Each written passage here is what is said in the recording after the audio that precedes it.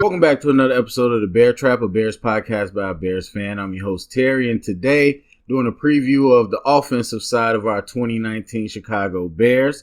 Before we get started, once again, we all Bears fans. We want the Bears to win, so let's agree and disagree respectfully. Also, I started my Patreon campaign, so if you want to support the channel financially, or if you want to consider supporting the channel, if you like the content, go to the description section. Check out the Patreon page and consider, maybe supporting, as I do need money. But anyway, so with that being said, we're going to do the preview today, and we're going to look at a few things. First, we're going to go through the roster, the depth chart, I should say, and then we're going to talk about some of the things I'm excited about, talk about some of the questions I still have. And then lastly, we're going to end with expectations for this year. And so that will all be in the description section, time coded, so you could skip around if you want to. So first off, let me say, I know I missed the last two preseason games. There has been some issues with my cable companies, I'll say. Living in a small town does not make it easy. And so anyway, didn't get to watch them live and then, do a follow-up recap. But don't worry, we'll be recapping the regular season one way or the other. So we don't have to worry about that. But we didn't play our starters that much anyway. And so I know cuts are rolling in today. Cuts will be happening as I'm recording this. But I think overall we know where the roster is going to be at for the most part. And so I feel comfortable going forward with that. So apologize for not getting those game recaps out, but we will have more as we continue. So anyway, with that being said, let's go ahead and look at this depth chart. So talking about the Bears offense, I'm going to go position by position. I guess I'll give us a little bit of a grade. I know that's scary because people are going to backlash, but that's fine. All right, so starting with quarterback, we know what the situation is. Trubisky is our starter. I don't really stay too up to date with like all the press conferences and the articles, so I don't know if it's decided if we're going to carry 3 or 2 quarterbacks. My guess is Bray is going to be a practice squad guy. Usually, something like that is what happens, and Chase will just be the backup. But let me say about Chase Daniel, because and again, I didn't watch the games live, so I just saw a lot of people reacting to Chase Daniel in the games, and they're just talking about how much he sucks. Look, I did a video breakdown of him last year. I talked about it. Is he the best backup? No, there's no backup that is great. I think Nick Foles happened, and then everybody went crazy. There's no backup that's just absolutely amazing. Is he somebody that could help us chauffeur to a win? Yes, I do think depending on matchup, he can be someone that, can game manage to a win. Not somebody I want us to roll through the playoffs with or anything, and definitely not somebody that's going to rack up wins as a starter. But if you're talking about spot duty, which is what you hope your backup is going to do, I'm okay with him. I'm not in love with Chase Daniel, but I think he's all right. And then I see some people are talking about like Trubisky's the opposite. Chase can't move. Chase can move. Chase isn't slow. Like Chase isn't a statue. He's not Mike Glennon. He's not Mitch Trubisky either, but I don't think he's super slow. So there's that. Tyler Bray. I mean, really, hopefully we don't have to get to the backups. That's the end of the story right there. But if we do, I think our defense and run game, we should be able to move the ball enough to get a win.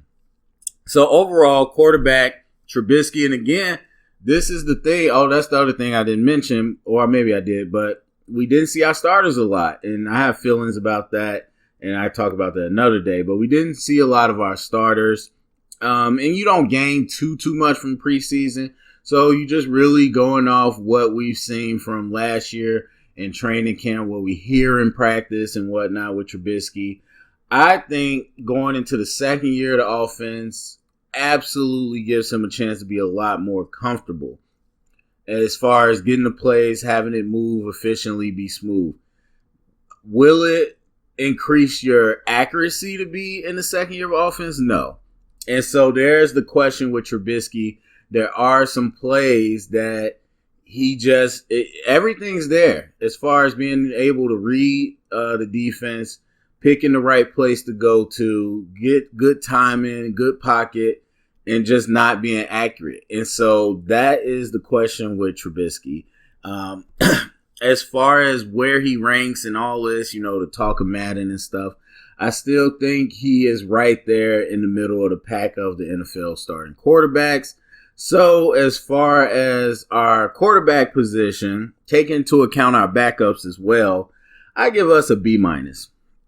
All right, so running backs. This is, and I'll get to the questions later, but this will be a question area, not as far as who we will have. I think we know who we will have, but Tariq Cohen's listed as the starter. We know there's a lot of ways they can get him the ball, but Tariq Cohen as your starter is vastly different than any other running back as your starter as far as the offense. And the same could be said with a guy like Sproles or anybody else, because you can't turn around and hand off the ball over and over to Tariq Cohen. So then you're talking about a lot of motion, a lot of misdirection, a lot of wheel routes, a lot of putting him at receiver, and that just changes the offense. So I just personally don't see us having Tariq Cohen as the down-by-down starter. And I know they list him there, but really it's becoming like basketball. Not exactly, but like basketball. Oh, that's the center. It doesn't really matter. They can do whatever they want. And so you could list him as the number one running back, and he is in the backfield, only a handful of times throughout the game. So I think the question is Mike Davis versus Dave Montgomery, and we'll see kind of what happens there. But I don't want to get too much into it. Just looking at our ability, I mean, I think David Montgomery definitely has a good chance to end up with the bulk of the carries. We know Tariq Cohen brings a different dynamic to the team. Mike Davis, I mean, I think he's solid. I would give our running back group a B. I would give us a B.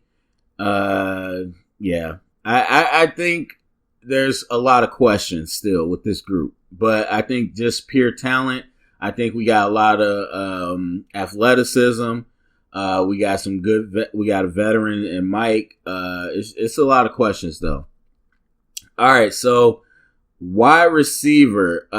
We pretty much know the 6. I know all the cuts aren't done, but we pretty much know who's going to be here. It's going to be our starting 3: Allen Robinson, Taylor Gabriel, Anthony Miller. Then the 3 after them is going to be Cordell Patterson, the new guy, and then Riley Ridley and Javon Williams, the young guy. So that's going to be our 6 receivers going in. And I like our receiver group just like I liked them last year. And we'll talk a little bit about this later. I just think our passing game didn't really get up to snuff. And there's some gel in there. There's definitely some injuries there with at least Allen Robinson and Anthony Miller. But I like Wims. I've always liked Wims. If you listen to me cover him in the offseason last year, I liked him. Riley Ridley, I think, can be definitely a good addition. Cordell Patterson is such an enigma. I'm not sure exactly how he's going to fit into our offense. I mean, not that he can't fit. I'm just wondering where we're going to choose to fit him. And so I think overall we have great talent, especially when you include the tight ends. I think we definitely can stretch the field. We got route runners. We got Allen Robinson. And I think Anthony Miller that can win 50-50 catches. We got guys that can run after the catch. I really like our weapons. As I said last year, no one person had huge, numbers. And so I like it that way because then you can't zero in on anybody. That's me personally. So as far as our receiving core, we know who they are. I give them an A-. I think we got really, really good depth. I don't think we have any top flight elite receivers, but I think our top level as far as Allen Robinson is really, really good. So I give us an A-. Tight end. A lot of people got issues with tight end. I don't understand why. You just heard me name the starting receivers. You look at the depth chart and it's set up with 3 receivers. we run a lot of 3 receiver sets. So it's just like, who else besides Trey Burton? Look, the tight end is not like, we don't run 2 tight ends. No one runs 2 tight ends consistently besides Philly. We're not coming out like Alabama. So it's like, we don't need to have a second elite tight end ready to go. Like, if you're talking about if Trey Burton goes down, what can Adam Shaheen provide? We can have that conversation. But if you're just talking about, we need a second tight end that can start. No, we don't. We'll do some 2 tight end sets, some 3 tight end sets. We'll do some funky stuff. But for the most part, we're going to be in 3 receiver sets. And so tight end Trey Burton, I think, is an absolute mismatch nightmare for a defense. I would not want to have to cover a tight end like that. Point blank, period. And I know he doesn't give you the size advantage, but man, he's fast and he's a good route runner. And so I like that. I don't know if he helps us with our blocking and stuff per se, but I still think as a passing offense, he adds a lot in the vertical game. Adam Shaheen was brought in to be more or less a red zone target to start off with. And he just hasn't been able to be on the field. And so people, like, they want to get upset about that. And it's just like, look, he's not on the field yet. Let the man show what he can do when he's actually playing. And I think, again, tight end is not a hard position to be great at right now. You get a lot of mismatches. If you got the wingspan, the size, and the athletic ability, you can be great. And I think Adam Shaheen could be great, but we don't need him to be great. I think we just need him to be a red zone monster. And I don't know how many tight ends we're going to carry. I know we cut a few, but I definitely think Bradley Sowell is going to end up just because that's like an ultimate Patriots type thing where we want to bring in an extra offensive lineman, but we also have him in the tight end number, and he's playing tight end so we can effectively have an extra tackle, but also play action. And like, so I think we're going to end up keeping him. But I think our tight end group is fine at the top level. But really, all those receivers you name, if Trey Burton went down, I would bring in Cordell Patterson and I run hella 4 receiver sets. That's just what I would do. So I'm not really worried about it too much. Offensive line, our last group as a collective. It looks like Alex Bars might make the roster and be the swing guard or at least one of the left guards. And Ted Larson is going to be the veteran swing interior lineman. I know Sam Mustipher got cut, but I think he's going to be on the practice squad. So honestly, not too surprised. I thought Sam was good, but center, is not super easy to stand out. So Alex Bars, though, I thought he did a really good job, even though he's very opposite of Cody Whitehair. He's more like Kyle Long. So I think between our starting 5, Massey, Long, Daniels, Whitehair, Leno, and then we're going to have Larson and Bars on the interior. The question is, who is the tackle? That I don't know. And we'll see as cuts come through, because usually they like to have one swing tackle that can go left or right. But looking at this roster, I mean, I've talked about Coward. I don't like him. I don't think he's a great tackle. I mean, I know he's still learning, but I don't know. I would not have him out there. So I don't know. Cornelius Lucas is the other backup tackle. I don't know who we end up going with. Maybe we try to get a veteran off the cutting block, but I'm a little worried about that. So we'll talk about that. But overall, as an offensive line unit, look, Bobby Massey still isn't great, but I think we got good cohesion. I think we get better with James Daniels at center. Kyle Long seems to be healthy right now. I'm going to give us a B+. There's still questions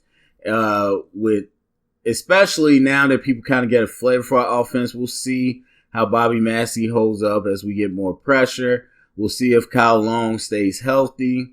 And then the switch in positions, even though I think it's perfectly fine, we'll see how it works. So still a lot of question marks. So I'm going to go B+ with our offensive line. All right, so that is it for our offense as far as the roster looks. Now, let's get into some things I'm excited about. I mentioned it earlier, Trubisky being in his second year. And really having the offense down. If you remember, we had a lot of delay of games or wasted timeouts because it was Nagy has a lot. And that's what happens. If you wonder how do you have offense with all these different moving parts, it's because you got to add a lot of verbiage in it. Because the more different parts you add, then the more you can mix and match and create different combinations. So that means that he's got to have a lot of different types of motions, different types of formations, different type of run block, pass roll. Of course, you put in your 3 calls, your dummies, your kills. Like, there's probably a lot. And that kind of slowed us up. And one thing I see about Nagy that he continues to talk about with the offense in general is how fast they go. Because he wants to go fast. And not just, hurry up on the ball, but like in and out, play call, lined up, putting pressure on the defense. And so I think Trubisky is going to be able to run the machine a lot more smoother this year, I'm hoping, as he knows the calls, he knows the tendencies, he knows things a little better. I am worried that Nagy went in the offseason and added a whole bunch of stuff, because I know offensive guys like him that just, oh, yeah, what if we do this? What if we do this? And they just continue to create. But hopefully the base and, the core of our offense is the same. And so Trubisky is a little more used to it. And even though it can't affect the way he throws, I think mentally knowing kind of these plays, he knows more what to look at. And I think he did a good job last year, but I think he's going to know even more what to look at for defense when he's got a particular play and how he can attack it. So Trubisky, I'm excited for. Second year of the offense. I'm excited for the new pieces, to be honest with you. Cordell Patterson, David Montgomery, and even a little Karif White. I don't know. We'll see. But Nagy has proved one thing. He's good with the gadgets. He's good with the gadget plays and misdirection. And I knew that's what his style would be. I didn't know how good he would be at it. And I think he's pretty good at it. And so I think the staff that he put together is good at it. And so I'm interested in just how they're going to throw in wrinkles, because they're going to have some funky stuff. And again, that goes back to the thing. Hopefully it's not a whole bunch of new stuff, but hopefully our core offense is still there. But I'm excited to kind of see how those pieces fit. Not even how they fit, but just more so what exciting things would he do with them? Because there's a lot you could do, especially Cordell Patterson. If I had to pick one, that's the one. Because you think about it, if we didn't have Tariq Cohen, I would say, yeah, Cordell Patterson makes total sense. That's something Nagy would love to play with. But we do have Tariq Cohen. And so it's like they're very different body-wise, but they provide a similar skill set, as in they can line up in the backfield, motion out wide, they can do the reverses, they can do the handoffs, they can do the screens. And so it's just like, I'm wondering how we're going to use those two. Or if Cordell's just really going to do kick returns, but I doubt we pay him just to do that. So I'm excited to see that as well. I think those are the two things I'm mainly excited about with our team. Yeah. And so questions. What questions do I have? Number one is at the tackle. It's absolutely at the tackle. If Leno or Massey goes down, who's next man up? And I'm looking at the roster and I don't see that person. That's a huge question mark for me. I think we're at a point where Leno is established himself. He can play. Massey, I think, at least with this offense, showed that he can hold up long enough. So I'm not too worried if the starters are on the field. What I'm worried about is what happens if one of them gets injured, because I don't really see that lineman on the roster. The second question I have, again, is what does the running game look like? Because if you look at the numbers, we were pretty good in the run game. And I think that's important. And I think Nagy thinks it's important. But we don't have Jordan Howard anymore. And I know it took a while for Jordan Howard to get the carries he was used to. But either way, the run game was important. Our offense stagnated a lot with passing. And so the run game is going to be important. I think offensive line-wise, we're built to run more than we are to pass. And so now my question again, Tariq Cohen's listed as the starter. If he's coming out, taking the first 15 snaps or whatever, that offense looks very different than if Mike Davis is out there. And so I'm wondering, are we just going to commit to a full spread, like gadget type offense? Or is Tariq Cohen going to return to that spot duty where we mix them in and pepper them in, but we're mainly going to have a true runner back there? That's my big question. And then the question after that is it going to be David Montgomery or Mike Davis? I think it'll start off Mike Davis and then maybe Montgomery. But honestly, if you look at our passing game, it is not a stretch to think our running game could be spread out between three people. And I don't think Nagy cares at all if he does that or not. And so that could be a possibility. I like having fresh legs, but there is something about continuity and consistency. So I don't want to see three backs rotating in and out. I honestly would rather see one guy get the bulk of the carries with Tariq Cohen kind of doing his thing. And so if it's going to be Mike Davis, fine. And then maybe Dave Montgomery comes in at times. But I would like to see kind of how we're going to approach the run game. So those are mainly my questions for the offense. And, of course, Trubisky, I guess that's the biggest question. What will he do as far as improving his play this year? All right. So I talked about what I was excited about, talked about some questions. Now I'm going to get into the expectations. Last year, I set out 3 stats that I wanted to look at and see the Bears improving if we were going to take the leap. And obviously, we took the leap, and let's talk about some of those stats.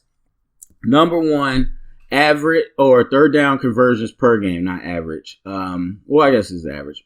So the number of third down conversions per game. Before last year, I talked a lot about going 3 and out and that we need to have the ball more. We need to advance the ball more. And so first I want to look at third downs. We ended up ranking at number 12 in the league. So pretty good. Top 15 at 5.1. And we were actually tied kind of there. But if you're talking about overall, we tied right outside the top 10. So you're talking about a top 15 offense and third down conversions, which is big. Too many drive killers. Too many times we had to punt before. I think last year we did a good job of being aggressive and getting those first downs to keep drives alive. So we absolutely improved in that. Then we're talking about average time of possession, which builds off of that. I wanted us to have the ball more because the ball more gets the other offense off the field, gives us more chance to score, gives them less chance to score, and gets our defense more rest. Bears were number 3 last year in average time of possession without overtime. Number 3. So great improvement. We were so low before. And so hugely, we kept, even though the defense was really good, we kept them rested. And of course, they got us the ball, but we held on to the ball and we didn't kill ourselves by, ending drives early. And so putting ourselves in position where our defense can go out there, wreak havoc, but also giving ourselves opportunities to score.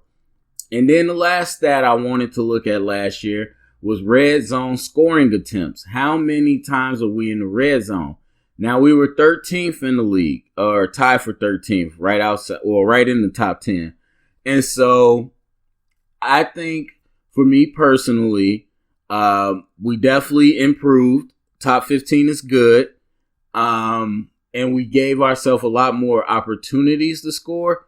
But I still think with our time of possession versus our red zone attempts, it's clear we spent a lot of time not in our red zone.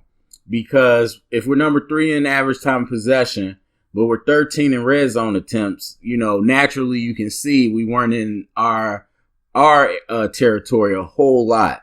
And so while it's really good, vast improvement, I think we can continue that because, again, the more times you get in the red zone, whether it's a field goal or touchdown, you're wearing the defense down. You're wearing the mentality and the momentum down to where it's like, dude, they're always in scoring position. How are we going to win?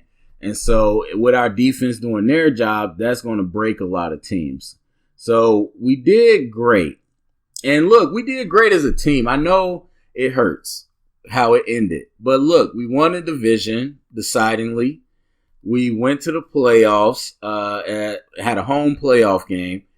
Who knows what the offense would have looked like if we won against Philly and went on? We don't know. We can never know.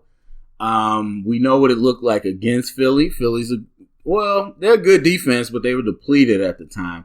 And so we did what we had to do to get the record that we got. And I think it showed.